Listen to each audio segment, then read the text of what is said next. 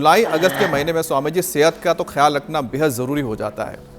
अब hygiene compromise होते हैं, इस वक्त सबसे ज़्यादा यूरिनरी ट्रैक्ट इन्फेक्शन होते हैं, मरीज़ डॉक्टर्स के पास पहुंचते फिर इसे लेके, इसलिए ज़रूरी है कि कई बार तो यूटीआई का पता भी नहीं चल पाता है स्वामी जी, और अनट्रीटेड यूटीआई से किडनी इन्फेक्शन का रिस्क बढ़ जाता है। तो आप किडनी को हेल्दी बनाने के लिए भी स्वामी जी उपाय बताएं, ताकि योग के जरिए यूटीआई के लिए नेचुरल उपाय हमारे पास हो और 30 लाख पर जो एक खतरा बना हुआ है 30 लाख लोगों पर, वो ना आए। बिल्कुल सटीक उपाय जी।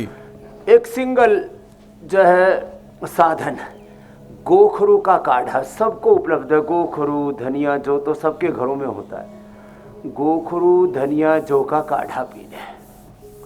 अकेला गोखरू का काढ़ा ही पर्याप्त है। उसमें थोड़ा सा जो और धनिया मिला करके उसको उबाल लेते हैं ना, 1 लीटर पानी में उबालें। गोखरू जो धनिया थोड़ा दरदरा कुटे हुए मोटे मोटे, और 1 लीटर का जब 1/4 बच जाए तब उसको छान के पी लें। अब वैसे तो इसका टेस्ट सामान्य होता है, लेकिन फिर भी किसी को इसका टेस्ट अच्छा बनाना है तो हल्का सा इसमें नींबू निचोड़ के पी सकते हैं, और थोड़ा हल्का सा हनी मिला करके भी ले सकते हैं, और ऐसे ही बिना नींबू के बिना शहद के साधारण रूप से ऐसे ही पी लें। अब देखो ये सर्वासन भी बहुत अच्छा है किडनी के लिए। और सीधे लेट करके, चलो सब सीधे लेट जाए। हमारे सभी पूज्य सन्यासी आज हमारे साथ एकात्म भाव से योग कर रहे हैं। पवन मुक्त आसन करो भाई। फ्रंट लाइन वाले, सामने वाले मेरे साथ, आगे वाले पवन मुक्त आसन, बीच वाले उत्तान पादासन। ये 3 आसनों पर विशेष ध्यान दिलाना चाहता हूँ। ऐसे पवन मुक्तासन, उत्तान पादासन, और लास्ट वाली लाइन वाले ये नौकासन।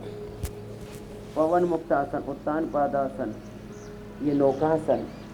और फिर जो कर सके उनको तो हम पादांगुष्ठ नासा स्पर्शासन ऐसे करवा देते हैं। लगातार करो पवन मुक्तासन, उत्तान पादासन, नौकासन में बने रहिए आप। और फिर ये सेतु बंधासन और पादांगुष्ठ नासा स्पर्शासन तो अप्रतिम है ही सो है। ऐसे तो गोखरू ट्रेडिशनल औषधियों में, जैसे मैंने कहा, चंद्रप्रभा और गोक्षरादि गुग्गल, और ऐसे ट्राई घनवटी तो अप्रतिम है, और हथेली के बीच में पॉइंट दबा लेना है। और लो इम्यूनिटी वालों के लिए ना इम्यूनिटी कंप्रोमाइज नहीं होनी चाहिए। इम्यूनिटी के लिए एक तो इम्यूनोग्रिट गोल्ड, अपना रिफाइंड ऑयल बदलिए, नेचुरल ऑयल या गाय का घी खाइए। आटा बदलिए, उसमें मिलेट्स का सेवन कीजिए।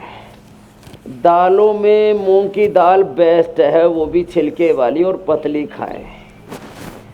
मसालों में केवल हल्दी, केवल जीरा, हींग, धनिया, अजवाइन, इतना ही पर्याप्त है। ये जो बहुत ज़्यादा गर्म मसाला खाते हैं, और वैसे भी स्वामी जी तेल के लिए तो अपील एक ये भी है ना, तो छोटे जो प्रधानमंत्री नरेंद्र मोदी ने की कि तेल जितना भी आप कंज्यूम कर रहे हैं उससे थोड़ा कम कर दें।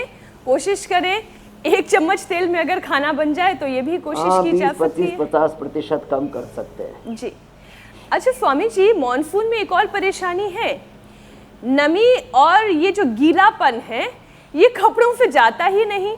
त्वचा पे भी हमेशा ऐसा लगता रहता है कि एक नमी सी है, और अगर कपड़े गीले थोड़े से रह जाएं तो फिर उस पर भी बैक्टीरिया, खास तौर पर इकोलाई, बड़ी तेजी से बढ़ते हैं। फिलहाल 20 से 25% केसेस ऐसे हैं जो इस इकोलाई की वजह से बढ़े हुए हैं। पुरुषों में भी मॉनसून में 10 से 15% ज्यादा मामले देखे जाते हैं, क्योंकि नमी बैक्टीरिया के लिए सबसे परफेक्ट एनवायरनमेंट देती है, अनुकूल माहौल बनती है। नमी में बैक्टीरिया, वायरस, फंगस, ओहो, कपड़ों से लेकर के, चमड़ी से लेकर के, और हमारे मुंह तक में, और कितनी संख्या में। चलो भाई सब सन्यासी मंडू का आसन करो। देखो, लंबा करना मंडूकासन, योग मुद्रासन। मुंह में करीब 700 प्रकार के बैक्टीरिया, वायरस, फंगस, 700 प्रकार के, और इनकी तो पूरी कॉलोनी जैसी बन जाती है। माने हजारों, लाखों, करोड़ों, मिलियन नहीं, बिलियंस की संख्या में बैक्टीरिया, वायरस, फंगस।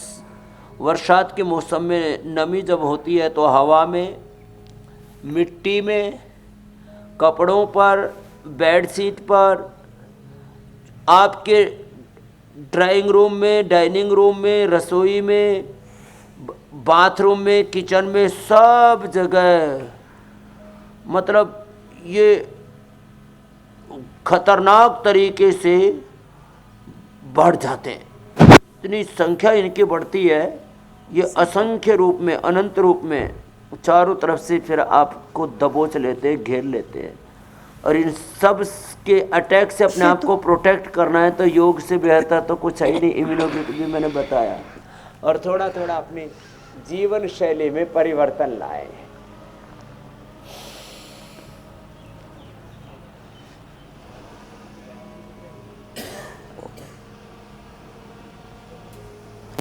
बिल्कुल ठीक कहा स्वामी जी आपने, जीवन शैली में परिवर्तन होगा, योग का सुरक्षा कवच होगा, तो ये जो मौसमी बीमारियां हैं, इनके अलावा दूसरी बीमारियां भी कभी प्रहार नहीं कर पाएंगी, इनका दंड हमें नहीं झेलना पड़ेगा।